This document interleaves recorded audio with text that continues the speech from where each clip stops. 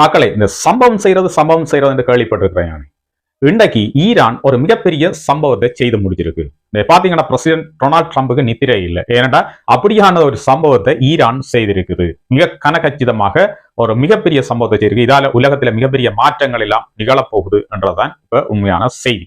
அது மட்டும் இல்லாமல் இன்றைக்கு உலகத்தினுடைய பாதுகாப்பு அமைப்புகள் எல்லாத்தையும் மாற்ற வேண்டிய அதுல மிகப்பெரிய ஒரு தளம்பல் நிலையை ஏற்படுத்தி இருக்கு ஈரான். இதுதான் இன்றைக்கு உலகத்தில் இருக்கிற மிகப்பெரிய ஒரு பேச்சாக இருக்குது. அப்படி என்ன சம்பவத்தை ஈரான் செய்திருக்கு, அந்த சம்பவத்தால உலகத்துல நடக்க போகின்ற மிகப்பெரிய மாற்றங்கள் என்ன, அது தொடர்பாகத்தான் இந்த காணொலி முழுக்க மிக விரிவாக நாங்கள் பார்க்க இருக்கிறோம். வீடியோ இன்றைக்கு தான் புதுசா பாக்குறீங்கன்னு சொன்னா உலக வீரன் சேனலை சப்ஸ்கிரைப் பண்ணி அந்த பெல் ஐக்கனை கிளிக் பண்ணி ஆல் ஆப்ஷனை கொடுத்து வைங்க. நான் பதிவிடக்கூடிய இந்த மாதிரியான முக்கியமான விஷயங்கள் எல்லாம் உங்களை உடனடியாக வந்து சேரும். மட்டும் இல்லாமல் காணொலிக்கு லைக் பண்ணிக்கொள்ளுங்க. நாங்கள் ஈரான் செய்த அந்த சம்பவம் என்னன்னு சொல்லி அடுத்ததாக பார்ப்போம். வாங்க காணொலிக்குள்ள போகலாம். சரி, இந்த ஈரான் செய்த சம்பவம் என்ன பாத்தீங்கன்னு சொன்னா, ஈரானுக்குள்ள மிகப்பெரிய ஒரு யுத்தம் ஒன்று நடந்து கொண்டிருக்கு. இஸ்ரேலும் அமெரிக்காவும் சேர்ந்து மிகப்பெரிய ஒரு தாக்குதலை ஈரான் மீது நடத்தி கொண்டிருக்குது. அது இன்றைக்கு 20 நாட்களை கடந்து இருக்குது. அமெரிக்கா இஸ்ரேலும் தொடர்ந்து சொல்லிக் கொண்டது ஒரு 4 நாள் 5 நாளுக்குள்ள இந்த தாக்குதல்கள் எல்லாம் முடிஞ்சிடும், நாங்கள் எல்லாத்தையும் வெற்றி பெற்றுவோம் என்ற மாதிரியான ஒரு கதையை சொல்லிக் கொண்டே வந்தார். ஆனால் இன்றைக்கு பாத்தீங்கன்னா 20 days பாஸ் பண்ணியிருக்கு. ஆனா ஈரான ஒன்றுமே செய்ய முடியாத ஒரு நிலைமை தான் அமெரிக்காவுக்கும் இஸ்ரேலுக்கும் இருக்குது. அது எல்லாருக்கும் தெரியும். சரி, இப்ப அதை விட்டுட்டு நாங்கள் இன்னொரு விஷயத்துக்கு வரோம். இந்த ஈரான் செய்த சம்பவம் என்ன, ஈரான் இன்றைக்கு என்ன சம்பவம் செய்திருக்குன்னு சொன்னா, ஈரான் இந்தியன் ஓஷன்ல இருக்கிற அமெரிக்கா மற்றும் யூகேனுடைய ஒரு மிலிட்டரி பேஸை அட்டாக் பண்ணி இருக்கின்றார்கள். அட்டாக் பண்ணினா அவர்கள் போய் அங்க அட்டாக் பண்ணின மாதிரி யோசிக்கிறீங்களா? இல்ல. அப்ப பிளைட்டால அட்டாக் பண்ணினாண்டு அப்படி யோசிக்கிறீங்களா? அப்படியும் இல்ல. அப்படியாண்டா அவர்கள் தங்களுடைய மிசைல்ஸை கொண்டு அட்டாக் பண்ணி இருக்கின்றார்கள். நான் உங்களுக்கு ஒவ்வொரு முறையும் சொல்லி இருக்கிறேன், ஈரான் இவ்வளவு காலமாக சும்மா இருக்குல்ல, 20 இயர்ஸா அவர்கள் நிறைய புதிய மிசைல்ஸ புதிய ட்ரோனை அவர்கள் உற்பத்தி செய்து வைத்திருக்கின்றார்கள். இந்த யுத்தத்தை அவர்கள் எப்பவோ எதிர்பார்த்து காத்திருந்திருக்கிறார்கள். அதான் உண்மையான விஷயம். இது பாத்தீங்கன்னா ஈரான்ல இருந்து கிட்டத்தட்ட 4000 கிலோமீட்டர்களுக்கு அப்பால் இருக்கிற ஒரு அமெரிக்கன் யூகேனுடைய ஒரு பேஸை அட்டாக் பண்ணி இருக்கின்றார்கள். இந்த பேஸ பற்றி நாங்கள் கொஞ்சம் பேசுவோம். என்னன்னு சொன்னா, இந்த 4000 கிலோமீட்டருக்கு அப்பால இருக்கிற இந்த பேஸ் அவ்வளவு முக்கியமானதா, ஏன் இங்கு தாக்குதல் நிகழ்த்தப்பட்டதுன்னு சொல்லி பார்ப்போம். இந்த பேஸை பற்றி ஏற்கனவே நான் உங்களோட கதைக்கு இருக்கிறேன்னு ஒரு வீடியோ இல்ல, அது சம்பந்தமா கொஞ்சம் இதை பற்றி பேசிட்டு நான் உங்களுக்கு நினைவுபடுத்துறேன். இந்த பேஸினுடைய பேர் என்னன்னு பாத்தீங்கன்னு சொன்னா, இந்த மிலிட்ரி பேஸினுடைய நேம் என்னன்னு பாத்தீங்கன்னா டியாகோ காசியான்னு சொல்ற ஒரு மிலிட்ரி பேஸ். இது எங்க இருக்கு, இதனுடைய லொகேஷன் எங்க பாத்தீங்கன்னா இந்து சமுத்திரத்திலே இருக்குது. இந்து சமுத்திரம் என்றது இந்தியாவுக்கு இலங்கைக்கு கிட்டவாக இருக்கிற ஒரு பகுதி. அந்த பகுதிக்குள்ள இருக்கிற ஒரு மிலிட்டரி பேஸ எய்ம் பண்ணி தான் இந்த தாக்குதல் நடத்தப்பட்டிருக்குது. சரி, இப்ப ஈரான் 4000 கிலோமீட்டர்களுக்கு அப்பால இருக்கிற ஒரு பேஸ அட்டாக் பண்ணி இருக்குது. அது முக்கியமான ஒரு விஷயம். சரி, ஆனால் இந்த எந்த பேஸ அட்டாக் பண்ணினார்கள், அந்த பேஸ் இம்பார்ட்டன்ட் என்ன, அந்த மிலிட்டரி பேஸ எய்ம் பண்ணி அடிச்சிருக்கிறதுக்கான அந்த நோக்கம் என்ன, அங்க என்ன அவ்வளவு பெரிய விஷயம் இருக்குன்னு சொல்லி பாத்தீங்கன்னா, இந்த பேஸை பற்றி நான் ஏற்கனவே உங்களோட பேசி இருக்கிறேன் ஒரு காணொலியில. அது சம்பந்தமா நான் பிறகு உங்களுக்கு சொல்றேன். சரி, இப்போ அந்த பேஸை பற்றி பார்ப்போம். இது இந்தியன் ஓஷன்ல இருக்குது. லொகேஷன் இந்தியன் ஓஷன்ல இருக்குது, இந்து சமுத்திரத்திலே இருக்கு. சரி, அப்ப இந்த பேஸ்ல என்னென்ன விஷயங்கள் இருக்குன்னு பாத்தீங்கன்னு சொன்னா, இந்த பேஸ்ல இருக்கிற முக்கியமான விஷயங்கள், ஏன் அமெரிக்கா இவ்வளவு பதட்டப்படுது, ஏன் யூகே இவ்வளவு பதட்டப்படுதுன்னு சொல்லி பாத்தீங்கன்னா, இங்க இந்த B-12 ஸ்டீல்ஸ் பாம்பர்ஸ் இருக்குதானே, அதாவது மிக சிறப்பு வாய்ந்த பாம்பர்ஸ். இதை இந்த பிளேன்ஸை இந்த பிளைட்ஸை ரேடர்ஸ்ல தெரியாது, இதை அட்டாக் பண்ண இயலாது.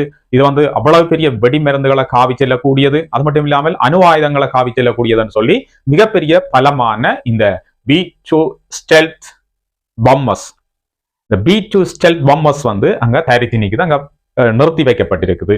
சரி, அப்ப இதன் மீது தாக்குதல் நடத்தப்பட்டா மிகப்பெரிய அழிவுகள் வரும் என்றது ஒரு விஷயம். இந்த பேஸ்ல இருக்கிற ரெண்டாவது முக்கியமான விஷயம் என்னன்னு சொல்லி பாத்தீங்கன்னா, நியூக்ளியர் சப்மரீன்ஸ் இங்க இருக்குது. நியூக்ளியர் சப்மரீன்ஸ் அந்த சிறப்பு என்னன்னு பாத்தீங்கன்னா, வருடக்கணக்கில் கடலுக்கடியில இருக்கும், மாதக்கணக்கில் கடலுக்கடியில செயற்படக்கூடியது, வெளியிலேயே வராது, கடலுக்கடியிலேயே அப்படியே இயங்கக்கூடிய ஒரு சப்மரீன் தான் அதாவது நீர்மூழ்கி கப்பல் தான் இந்த கப்பல் அப்படின்னா வருடக்கணக்கில் இயங்குதுன்னு எரிபொருள் என்று சொல்லி நீங்க யோசிப்பீங்க, எரிபொருள் நிரப்பணும் தானே எங்க போகும். இல்ல, அது அணுசக்தி மூலம் இயங்குகின்ற மேரீன்ஸ். அணுசக்தி என்று சொன்னா இந்த அணு ஆயுதங்களுக்கு பயன்படுத்துற மாதிரி அந்த சக்தி மூலம் இந்த சப்மெரின்ஸ் எல்லாம் வந்து ஒர்க் பண்ணும். அதால அதுகளுக்கு எரிபொருளை வந்து அடிக்கடி நிரப்பணும்னா எந்த அவசியம் இல்லை. கடலுக்கடியில நீண்ட காலமாக இயங்கக்கூடிய ஒரு சப்மெரின்ஸ் தான் இந்த பேஸ்ல இருக்கிற சப்மெரின்ஸ். இதுவும் இம்பார்ட்டன்டான விஷயம். இப்ப நான் உங்களுக்கு ஒரு விஷயத்தை சொல்லலாம்.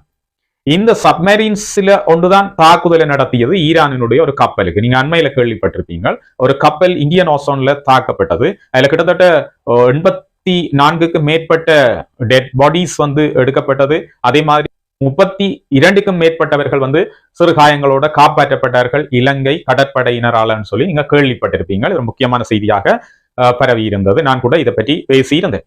சோ இப்ப உங்களுக்கு நினைவரும் எந்த பேஸ்ன்னு சொல்லி இந்த கப்பலை தாக்கும் போது ஒரு விஷயம் சொல்லி இருந்தார்கள். இந்த கப்பல்ல இருந்து ஏவுகணைகளை ஏவினால் இந்தியன் ஓசோன்ல இருக்கிற இந்த டியாகோ கார்சியா பேஸுக்கு ஆபத்து வரும்னு சொல்லித்தான் இந்த கப்பல் தாக்கப்பட்டதாக சொல்லி இருந்தார்கள். இப்ப பாத்தீங்களா, கப்பலால தாக்கப்படையில ஈரான் தன்னுடைய நாட்டில இருந்து ஏவுகணைகளை அந்த பேஸை நோக்கி அடிச்சிருக்கிறார்கள். சரி, இதான் இருக்கிற முக்கியமான விஷயம். அது மட்டும் இல்லாமல் இன்னொரு விஷயம் அங்க இருக்குது என்னன்னா, இந்த ராக்கெட்ஸ் ஏவைக்குள்ள மிகப்பெரிய ராக்கெட்ஸ் வந்து ஏவைக்குள்ள அந்த ராக்கெட்ஸுக்கு எதிரான அதை அழிக்கக்கூடிய கைடட் மிசைல்ஸ் எல்லாம் அங்க பொருத்தப்பட்டிருக்குது. ராக்கெட்ஸுக்கு எதிராக செயற்படக்கூடிய கைடட் மிசைல்ஸ் கூட அந்த பேஸ்ல வந்து இருக்குது. சோ இது எல்லாத்தையும் எய்ம் பண்ணி தான் இப்ப ஈரான் அங்க தாக்குதலை மேற்கொண்டிருக்குது. கிட்டத்தட்ட 4000 கிலோமீட்டருக்கு அப்பால இருக்கிற இந்தியன் ஓசோன்ல இருக்கிற இந்த பேஸுக்கு தாக்குதலை நடத்தியது இன்றைக்கு மிகப்பெரிய அதிர்வலைகளை ஏற்படுத்தி இருக்குது. அப்ப என்ன மாதிரியான ஒரு தாக்குதலை நடத்தினார்கள் பயன்படுத்தின ஈரான் பயன்படுத்திய ஏவுகணை எப்படியான ஏவுகணைன்னு சொல்லி நாங்க பார்ப்போம். கொரம்சர் 4 சொல்ற பாலிஸ்டிக் மிசைல்ஸ் இதைத்தான் ஏவி இருந்தார்கள் என்று சொல்லப்படுது. இந்த ஏவுகணையை பாத்தீங்கன்னா கிட்டத்தட்ட 1800 கிலோகிராமுக்கு மேற்பட்ட வெடிமருந்துகளை காவி செல்லக்கூடிய ஏவுகணை. அது மட்டுமில்லாம இந்த ஏவுகணைக்கு மிகப்பெரிய சிறப்புகள் எல்லாம் இருக்குது. கிட்டத்தட்ட மச் 8 தொடக்கம் மச் 16 வரைக்கும் ஸ்பீட்ல போகக்கூடிய மிக அதிக ஸ்பீட்ல போகக்கூடிய ஒரு ஏவுகணையாக இந்த ஏவுகணை இருக்குது. இந்த ஏவுகணை தொடர்பாக இன்னொரு விஷயம் சொல்லப்படுது. இந்த ஏவுகணையை செலுத்தும் போது எதிர்த்தாக்குதல்கள் மிசைல்ஸ் அட்டாக், அதாவது இதுக்கு எதிரான மிசைல்ஸ் அட்டாக் ஏதாவது செய்யப்பட்டா இந்த ஏவுகணையை அதை தவிர்த்து வழிநடத்தி இலக்கு நோக்கி கொண்டு செல்லலாம். கைடட் மிசைல்ஸ் என்று இதை சொல்றாங்க.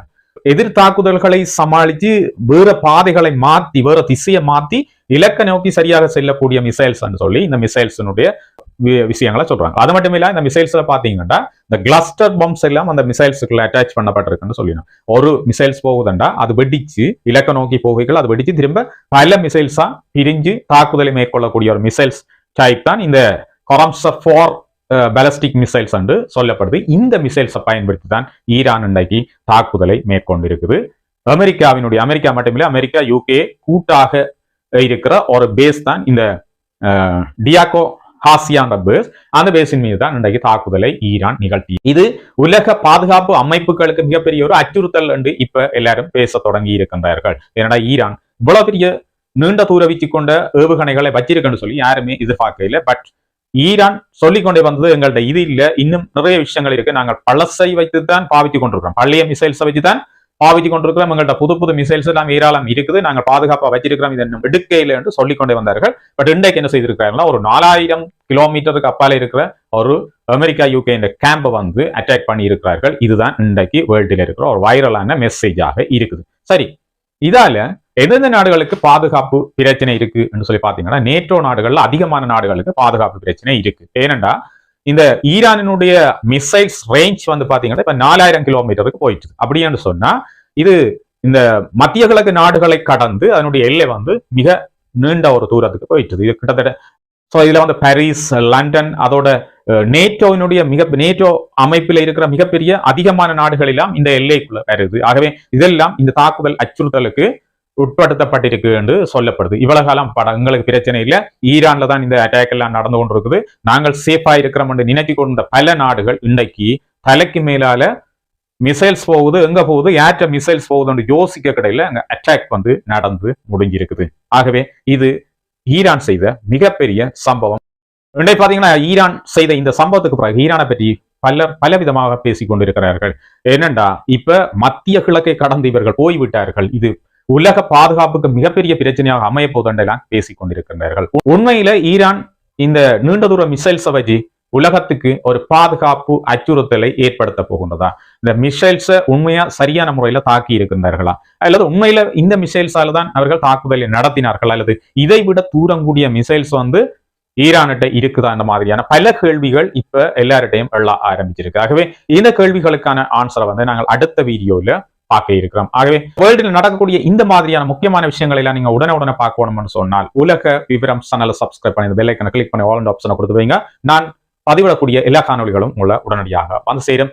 காணொலி பிடிச்சிருந்தா அல்லது காணொலியோட கருத்துக்கள் பிடிச்சிருந்தா உங்களுடைய நண்பர்களோட இந்த காணொலியை ஷேர் பண்ணுங்க, லைக் பண்ணுங்க. மீண்டும் ஒரு புதிய உலக விவரம் சேனலோட மிக விரைவில் உங்களை சந்திக்கிறேன். வணக்கம்.